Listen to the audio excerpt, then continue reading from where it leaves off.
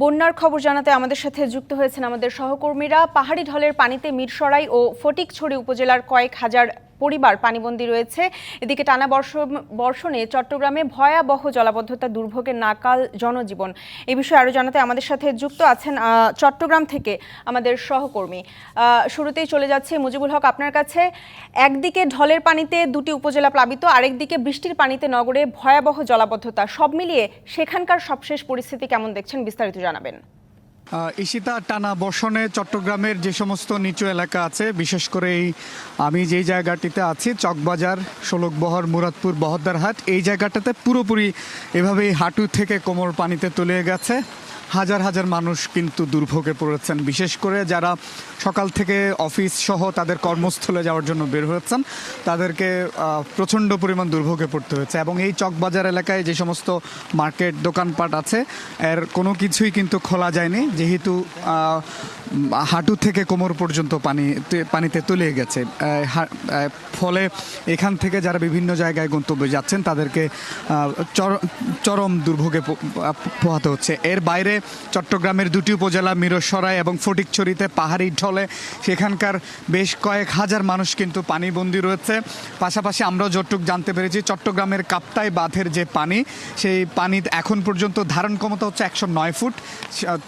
সেখানে সর্বশেষ যে তথ্য সেটি হচ্ছে 101 ফুট পর্যন্ত পানি এই মুহূর্তে রয়েছে। সেটি যদি আরও বাড়তে থাকে, অর্থাৎ বৃষ্টি যদি অব্যাহত থাকে, সেক্ষেত্রে কাপ্তাই লেকের পানি যদি ছাড়া হয় বা সেটি যদি বাঁধ যদি খুলে দেওয়া হয়, তাহলে চট্টগ্রামের আনোয়ারা, চন্দনাই, এই হাটহাজারী, রাঙ্গুনিয়া, রাউজান প্রায় 7 থেকে 8টি বিস্তীর্ণ উপজেলা কিন্তু বন্যার পানিতে, এই যে কাপ্তাই লেকের যে পানি সেটিতে কিন্তু তলিয়ে যেতে পারে, সেই আশঙ্কাও কিন্তু করা হচ্ছে।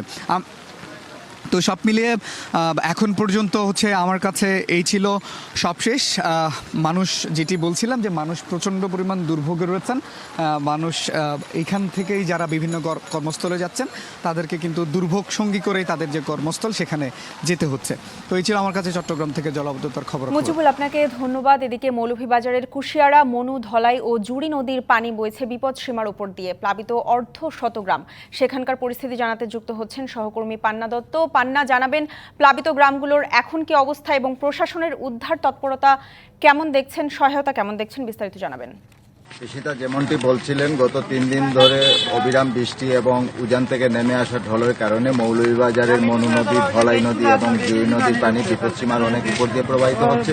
এবং এখন পর্যন্ত আমরা যেটুকু খবর পেয়েছি, মনু, ধলাই এবং জুই নদী প্রায় 10টি স্থানে ভাঙ্গন দেখা দিয়েছে এবং প্লাবিত হচ্ছে বিভিন্ন ইউনিয়ন এবং এই বন্যার পানি দ্রুত চারিদিকে ছড়িয়ে পড়ছে এবং এখন পর্যন্ত কিন্তু নদীর পানি বৃদ্ধি অব্যাহত রয়েছে এবং এই ধারাবাহিকতা যদি বজায় থাকে অনেকেই আসলে বড় ধরনের বন্যার আশঙ্কা করছেন। এদিকে মৌলভীবাজার শহরও কিন্তু ঝুঁকিপূর্ণ অবস্থায় রয়েছে এবং গতকাল সারা রাত স্থানীয় প্রশাসন, পানি উন্নয়ন বোর্ড এবং স্থানীয় জনসাধারণ মৌলভীবাজার শহরকে রক্ষার কাজে বালিভর্তি বস্তা দিয়ে তারা চেষ্টা করে যাচ্ছেন এবং এই তৎপরতা তারা অব্যাহত রেখেছেন। পাশাপাশি গতকাল জেলা প্রশাসনের উদ্যোগে বন্যা আক্রান্ত উপজেলাগুলোতে, মৌলভীবাজারে কিন্তু 5টি উপজেলা এখন পর্যন্ত বন্যা আক্রান্ত হয়েছে, বিভিন্ন ইউনিয়ন, এবং সেই বন্যা আক্রান্ত উপজেলাগুলোতে চাল এবং নগদ অর্থ বরাদ্দ দেওয়া হয়েছে, কিন্তু ভুক্তভোগীদের কাছে কিন্তু এখনো সেই ত্রাণ সামগ্রী পৌঁছায়নি বলে তারা আমাদেরকে জানিয়েছেন। পাশাপাশি ব্যক্তিগত উদ্যোগে এবং বিভিন্ন সামাজিক সংগঠনের উদ্যোগে অনেকটা কিছু শুকনো খাবার বিতরণ করা হচ্ছে। এছাড়া আপনি যেটি জানতে চেয়েছেন, ত্রাণ তৎপরতার পাশাপাশি উদ্ধার কার্যক্রম এবং মানুষ আসলে দ্রুত গতিতে, যেহেতু বন্যার পানি চারিদিকে ছড়িয়ে পড়ছে, মানুষ আসলে ঘরের জিনিসপত্র রেখেই জীবন নিয়ে পাশাপাশি উঁচু স্থান এবং বিভিন্ন যে প্রতিষ্ঠান আছে সেই প্রতিষ্ঠানে আশ্রয় নিচ্ছেন এবং সেই পাশাপাশি মানুষ আসলে এখনো আতঙ্কের মধ্যে আছেন যে কখন কোন দিকে নদীর বাঁধ ভেঙে যায়। এই পরিস্থিতি চলছে মৌলভীবাজারে এখন পর্যন্ত আমাদের কাছে শেষ তথ্য। পান্না, আপনাকে ধন্যবাদ। এদিকে উজানের ঢলে বন্যা পীড়িত ব্রাহ্মণবাড়িয়া জেলাও, সেখানকার পরিস্থিতি জানাতে যুক্ত হচ্ছেন আমাদের সহকর্মী খন্দকার রায়হান। জানাবেন, গেল কয়েকদিন ধরেই অতিবৃষ্টি এবং উজানের ঢলে প্লাবিত ব্রাহ্মণবাড়িয়ার বিভিন্ন এলাকা, এখন সেখানকার পরিস্থিতি কেমন দেখছেন? ঈশিতা, আমি এখন আছি আখাউড়া উপজেলায়। আপনি জানেন গত মঙ্গলবার রাত থেকেই উজানের ঢল এবং অব্যাহত বৃষ্টির কারণে কিন্তু আখাউড়া উপজেলার ইতিমধ্যে 25টি গ্রাম পানি প্লাবিত হয়েছে এবং আপনি জানেন যে আখাউড়া একটি আন্তর্জাতিক স্থলবন্দর রয়েছে। গতকাল থেকেই কিন্তু স্থলবন্দরটি পুরোপুরি আমদানি রপ্তানি এবং যাত্রী পারাপার বন্ধ হয়ে যায়। আপনি জানেন যে ইমিগ্রেশনের ভিতরে পানি ঢুকে যাওয়ায় এখানকার বন্দরের কার্যক্রম কিন্তু গতকাল থেকেই প্রবাসন কর্মকর্তা তিনি জানিয়েছেন ইতিমধ্যে আখাউড়া উপজেলার যে 5টি ইউনিয়নের প্রায় 25টি গ্রামের মানুষ বন্যার পানিতে ক্ষতিগ্রস্ত হয়েছে। তাদের প্রায় 25টি গ্রামের মানুষ বন্যার পানিতে ক্ষতিগ্রস্ত হয়েছে। তাদের জন্য 5 লক্ষ টাকা এবং 15 মেট্রিক টন চাল ইতিমধ্যেই তিনি বরাদ্দ করেছেন।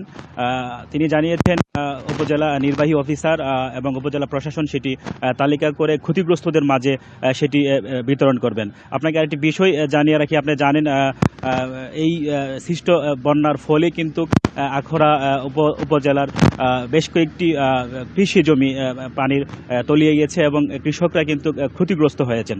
তো ইতিমধ্যে কৃষকরা আমাদেরকে জানিয়েছেন যদি দ্রুত পানি নেমে যায় তাহলে কিন্তু তাদের কিছুটা হলেও ফসল রক্ষা পাবে এবং যদি পানি স্থায়ী হয় সেই ক্ষেত্রে কিন্তু সবচেয়ে বেশি ক্ষতিগ্রস্ত হবেন কৃষকরা। আরেকটি বিষয় আপনাকে জানিয়ে রাখি, আপনি জানেন যে আখাউড়া একটি বন্দরের একটি ভ্যালি ব্রিজ রয়েছে, সেটি কিন্তু পানির ধাক্কায় কিন্তু ভেঙে যায়, যার কারণে একেবারেই এই যান চলাচল বন্ধ হয়ে গিয়েছে। এই সাথে আপনি আরেকটা বিষয় আপনাকে জানিয়ে রাখি, আপনি জানেন যে এই গত কয়েক বছর আগেও কিন্তু এই টানা বর্ষণ এবং উজানের ঢলে কিন্তু এই এলাকাগুলো তারা কিন্তু রায়হান, আপনাকে ধন্যবাদ।